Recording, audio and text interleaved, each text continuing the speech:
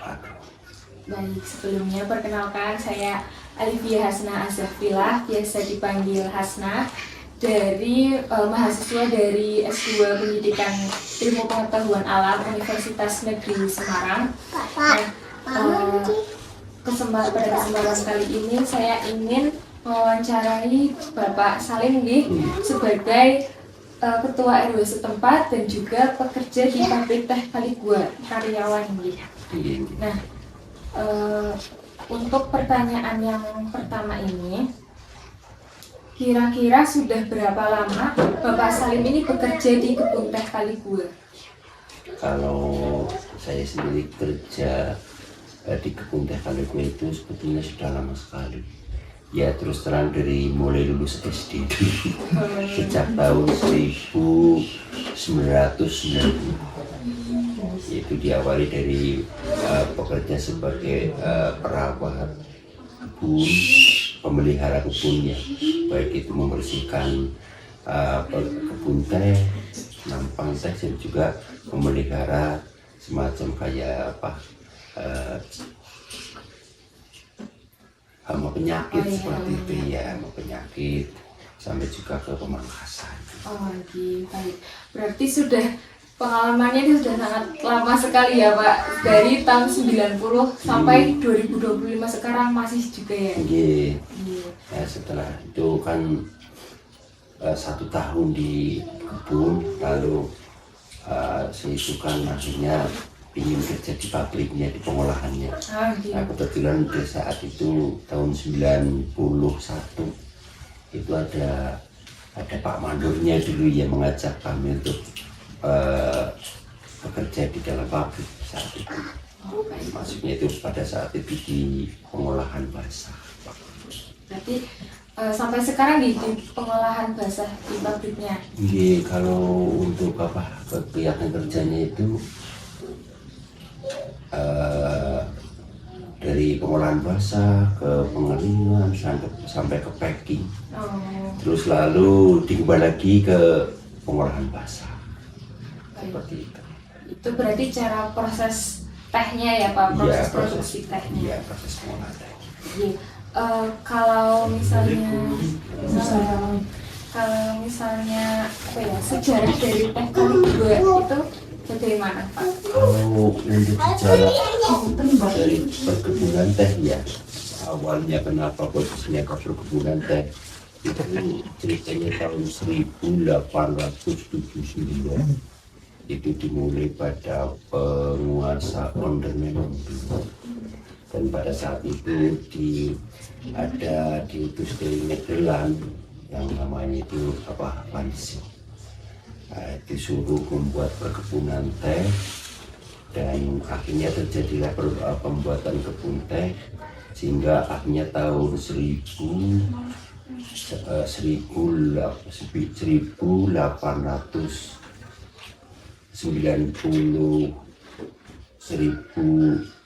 bulan lebih itu kisaran kurang lebihnya 4 tahun dari penanaman, sehingga itu dibuatlah pabrik tehnya. Memang pada saat itu belum pengolahan teh hitam, masih teh hijau. Oh, berarti produk pertamanya masih teh hijau gitu ya Pak? Iya.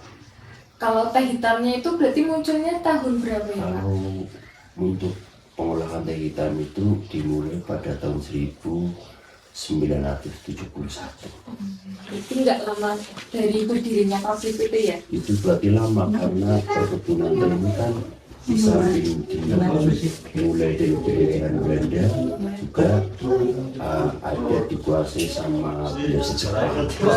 Ya, Jepang, terus dikuasai lagi penjajah Belanda pada agresi kedua tahun 1948. Setelah keluar Belanda, maka dikelola oleh bangsa kita sendiri.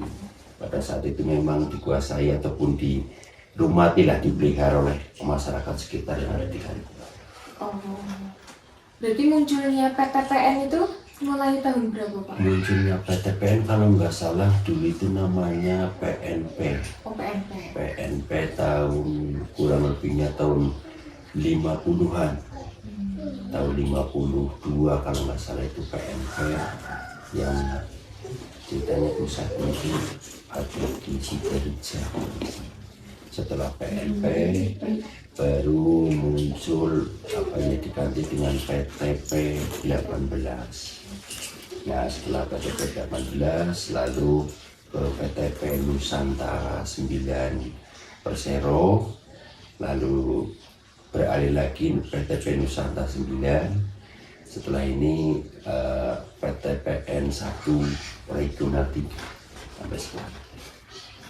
Berarti cukup lama sekali ya Pak sejarahnya itu. Berdirinya itu sudah sangat lama. Nah, kalau peran kebun teh Kaligua bagi masyarakat itu apa aja ya Pak? Kalau peran kebun teh bagi masyarakat Kaligua khususnya hukum Pandansari dan sekitarnya itu sangat luar biasa. Dan dengan adanya perkebunan teh ini dulu sudah merupakan peradaban masyarakat Pandansari sebetulnya, karena dulu kan salah satu-satunya perusahaan yang ada di Pandansari yang dikelola oleh negara, sehingga pada saat itu memang sangat warga masyarakat itu sebelum pertanian maju itu kan menjadikan sebagai sumber mata pencaharian untuk warga sekitar Pandansari. Juga ada dari luar daerah seperti itu, bukannya dari kami kan penduduk asli Kaligua ya. Jadi istilahnya saudara-saudara kita yang baik dari Jawa Barat ataupun dari Solo yang juga bersama-sama bekerja di perkebunan teh. Berarti rata-rata ini warga lokal sini Pak yang bekerja di kebunnya. Iya. Dan warga lokal ini membawa keluarganya yang berada di luar seperti itu ya. Iya. Nah, kalau misalnya teh Kaligua ini perbedaan dengan teh yang lainnya itu ada nggak Pak? Maksudnya adakah yang membuat teh Kaligua ini lebih istimewa dibanding teh yang lain? Ya kalau sistem pengolahan teh yang ada di Kaligua namanya teh hitam ortodok. Oh iya, teh hitam ortodok. Ya. Jadi karena memang sejak tahun 1971 dibuat perkebunan teh hitam.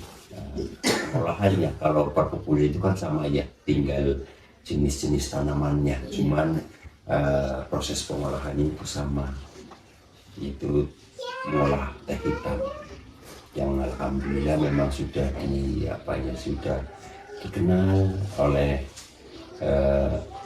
banyak negara sebetulnya. Kalau di wilayah kita sendiri memang tidak begitu populer ya, karena warga kita kan yang memang untuk mengkonsumsi tehnya itu kan kebanyakan teh tradisional, sehingga lidah kita warga ataupun dari sekitar Pandansari kan nggak terlalu istilahnya familiar. Ya, jadi malah yang produk yang diolah di pabrik teh di Kaligua ini memang malah ke luar negeri. Oh, berarti langsung di ekspor ke luar negeri ya Pak? Iya. Nah berarti dari tadi disebutkan bahwa justru masyarakat sininya malah lebih memilih teh yang lain, berarti mungkin belum familiar ya di warga Kaligua sendiri, tapi seperti itu. Iya, sebetulnya sih sudah familiar. Cuman karena teh itu bisa diolah berbagai macam ya, berbagai produk, baik teh hitam, teh hijau, white tea, dan juga ada yang namanya teh oolong dan sebagainya. Itu kan jadi ketika kita mengawalinya itu misalnya mengkonsumsinya teh hijau, lidah kita sudah kebiasaan dengan minuman teh hijau atau teh tradisional, istilahnya teh sangan gitu ya. Juga teh hitam ini seperti itu. Kalau boleh tahu Bapak dengan keluarga ini rutin meminum teh Kaligua, maksudnya dalam segi produk teh itu lebih memilih teh Kaligua atau produk teh yang lain? Kalau jujur kalau saya sendiri lebih cocok dan untuk mengkonsumsi produk teh Kaligua. Gitu ya? Karena kami sudah mengetahui bagaimana proses pengolahan. Iya. Kebetulan setiap bulan juga kita itu mendapatkan teh itu dari perusahaan. Jadi secara otomatis di samping tahu bagaimana proses pengolahannya dan memang kami rutin atau senang mengkonsumsi teh itu. Di samping segar juga jujur memang itu ada khasiat untuk kesehatan. Berarti ada manfaat lain ya Pak selain dikonsumsi. Kalau untuk kesehatan biasanya manfaatnya di apa Pak? Untuk apa? Kalau saya sendiri itu karena sudah terbiasa gitu ketika meminum produk teh hitam yang di Kaligua itu untuk melancarkan Pencernaan. Iya. Dan juga kalau misalnya kita punya lambung, katakanlah apa itu namanya? Asam lambung. Ya lambung, biasanya kan kena tipes itu? Oh iya. Itu ada semacam karena itu kan warnanya oranye gitu ya. Jadi itu bisa membalut istilahnya kalau kita rutin mengkonsumsi sebetulnya itu ada ini kan ada khusus gitu ya. Jadi ketika dia itu ada hanya semacam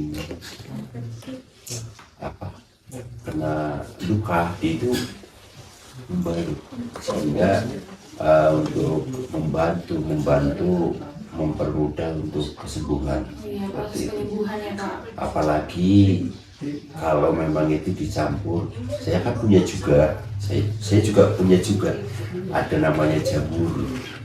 Itu bisa dikonsumsi dengan jamur. Namanya jamur teh merah. Jamur teh merah. Ya, jamur teh merah itu memang saya konsumsi juga sebenarnya punya gitu ya. Dipadukan dengan air itu sendiri. Jadi ketika kita sudah seperti difermentasi, kita misalnya menyeduh teh manis, tapi nanti kita masukkan ke wadah yang di situ ada jamur. Jamurnya namanya jamur. Ada yang mengatakan jamur dipo, ada yang mengatakan jamur teh merah. Itu diminumnya itu kita buka selama 1 minggu baru dibuka baru minum.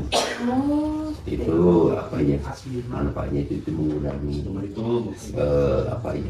tekanan darah tinggi, kolesterol.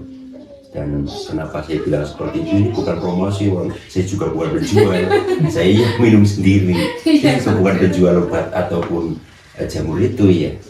Itu pengalaman, berdasarkan pengalaman. Ini dulu pernah saya punya lambung kronis. Tiba-tiba itu ada paketnya itu memang bawa jamur yang namanya jamur dipo. Itu katanya hidupnya itu dengan cara dikasih teh, dikasih air teh. Alhamdulillah dengan kemurahan Gusti Allah lah ya semuanya itu. Sekarang kalau dulu itu kan makan yang pantangan bisa istilah di sini semaput tapi pingsan gitu. Alhamdulillah bertahap yang tadinya seminggu sekali, setengah bulan sekali, seterusnya sampai alhamdulillah misalnya situ makan apa saja sudah. Nah, ini berdasarkan pengalaman diri sendiri. Kalau untuk teman-teman yang lain ya mungkin ada pengalaman menarik lainnya tentang kesehatan gitu. Menarik banget ya Pak. Jadi jamur teh merah atau jamur tipo seperti itu ya? Jamur tipo dimasuki air teh kemasan air teh yang teh hitam. Sekali berarti? Ya nanti setelah wawancara kita selesai bisa dipraktekkan, ada kita punya. Siap. Barangkali. Berarti ini untuk menyembuhkan masalah-masalah terutama di pencernaan seperti itu ya. Nah, kalau Bapak sendiri ini pernah mendengar minuman fermentasi kombucha seperti itu apa sudah tahu belum? Oh belum. Nah kalau kombucha itu kurang lebih seperti yang Bapak tadi bilang, kalau tehnya itu didiamkan selama kurang lebih semingguan seperti itu gitu. Oh iya, bener itu apa ya, mungkin cuman kata-katanya yang beda, kombucha istilahnya bener saja gitu. yang beda. Itu sama, kalau nanti kita bisa lihat. Iya. Ya ada kuasa ibunya. Kalau tehnya Bapak tadi itu rasanya apa kalau setelah ditambahin jamur itu? Atau asam atau bagaimana? Karena itu dikasih gula, manis asam. Oh, Itu kalau kita minum itu semacam kayak apa ya, kayak Sprite. Minumannya itu bisa kayak Sprite, bisa kayak kita itu minum apa ya, minum tape kayak gitu. Oh iya. Minum tape seperti itu. Ya karena fermentasinya Iya. itu ya, jadi rasanya manis-manis tapi tetap ada asamnya. Asam ya. Tapi sekalipun asam, misalnya kita kan lambung nggak boleh makan yang asam-asam. Buktinya saya minum malah sembuh. Nggak sakit. Apa ya namanya? Kalau misalnya nih ide pembuatan teh yang seperti tadi Bapak bilang atau kombucha sekalipun ini dipublikasikan ke masyarakat, kira-kira masyarakat apakah bisa menerima dari inovasi produk-produk teh? Saya kira saya bisa menerima, terbukti dulu sekalipun belum terkenal ya benar itu kombucha benar. Iya. Sekalipun belum terkenal, sering kita apa ya, yang namanya di kampung itu aja kalau ada yang penyakit ada bagaimana cara untuk mengurangi apa, dikasih ini seperti ini, itu saya kira tidak ada artinya, masyarakat juga seperti ini sudah tahu, cuman tinggal kita yang lebih untuk mengarahkan lagi. Sering misalnya saya punya bibitnya, oh ini bibitnya sudah beranak, saya memang sengaja kasih, ya sengaja ini dikasih, caranya mudah kok, nggak repot-repot, nggak tutup-tutupi aja. Jamurnya itu bentuknya bulat ya Pak? Bentuknya itu menyesuaikan wadah. Oh iya sih betul, menyesuaikan Iya, wadah. menyesuaikan. Warnanya putih, Tapi nanti kalau sudah dimasuki air ya oranye, kecoklatan ya. coklatan. Ya, kurang lebih itu sama kayak kombucha sih Sama Pak. itu sebetulnya. Iya. Nanti kalau Beda istilah lihat aja. aja, oh ini kombucha. Kalau di kombucha itu namanya starter itu atau biang kombuchanya. Kita itu menyebutnya Scooby. Ya kalau dalam pembuatan kombucha menyebutnya Scooby. Mungkin di sini malah justru beda lagi ya istilahnya, seperti jamur apa tipo itu tadi ya. Jamur tipo. Tipo. Karena dulu awalnya saya tahu namanya ini jamur apa nih? Jamur tipo ya, tahunya tipo aja ya. Betul. Nah, pertanyaan terakhir ini Pak, harapan Bapak untuk anak-anak muda yang ingin berinovasi dengan teh Kaligua itu bagaimana? Kalau harapan kami selaku apa ya, orang tua ya, jadi generasi muda itu jangan sampai hilang tongkat lah istilahnya untuk mengelola teh, karena teh ini kan semakin lama juga semakin punah. Cuman di perkebunan saja barangkali apa ya, sebetulnya teh itu sangat banyak sekali untuk inovasi, dan ke depan menurut apa ya pendapat atau pandangan kami selaku orang tua itu, teh juga akan kembali berjaya, karena ketika kita lihat di beberapa daerah yang di perkebunan itu kan semakin berkurang. Jadi ini sangat potensi sekali ketika anak-anak muda, generasi muda itu bisa mengembangkan, bisa berinovasi, sehingga minuman teh itu di samping merupakan minuman seger dan juga itu sangat membantu sekali dalam segi kesehatan. Kurang lebih seperti itu nih Bapak Salim. Terima kasih atas kesediaannya untuk diwawancarai. Semoga apa yang Bapak sampaikan ini bermanfaat untuk saya dan juga studi saya. sama-sama. Kalau ini sekedar apa, sebatas kemampuan saja. Kalau misalnya ada kekurangan, ya mohon dimaafkan. Salah siapa tanya sama saya. Itu saja. Oke, terima kasih Pak. Semoga Bapak dan keluarga sehat-sehat terus. Ya, dengan juga mudah-mudahan sukses menjadi generasi penerus bangsa yang apa ya bisa mengembangkan apa produk-produk yang unggul dan untuk bangsa kita, sehingga generasi kita nanti ke depan akan menjadi generasi yang lebih maju dan tidak apa istilahnya tidak bingung di dalam mencari lapangan pekerjaan. Sekali. Amin, amin. Ya, terima kasih Pak. Sebelumnya sekian dari saya, kurang lebih mohon maaf. Assalamualaikum warahmatullahi wabarakatuh. Waalaikumsalam.